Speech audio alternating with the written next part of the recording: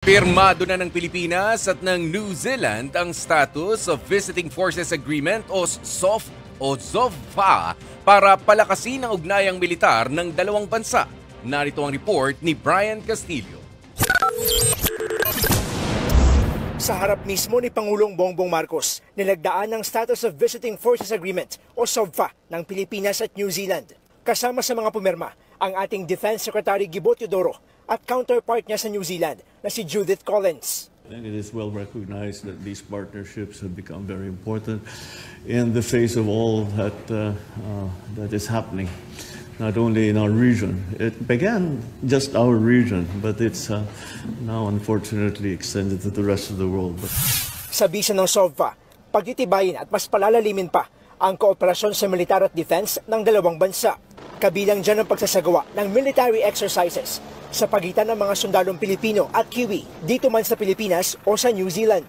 We're increasing that activity to make our operability and interoperability much more enhanced. We will work to have the mechanisms for bilateral and multilateral armed force to armed force training.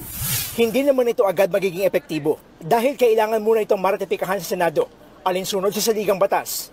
Isa rin ang New Zealand sa mga sumusuporta sa Pilipinas sa karapatan nito sa West Philippine Sea alinsunod sa 2016 arbitral ruling.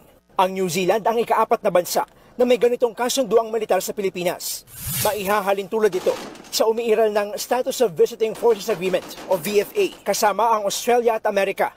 Pumirma rin noon ang Pilipinas ng Reciprocal Access Agreement o RAA sa Japan. Kailangan na lang itong ratipikahan ng Japanese government para maging epektibo. Siyempre namang nakipagpulong din kahapon si PBBM kay Japan Prime Minister Shigeru Ishiba na pagkasunduan nila na palakasin ang ugnayan sa ekonomiya ng Pilipinas at Japan, gayon din sa usapin ng seguridad. Sa gitna yan ng pagiging agresibo ng China sa West Philippine Sea. Nagbabalita mula sa frontline, Brian Castillo, News.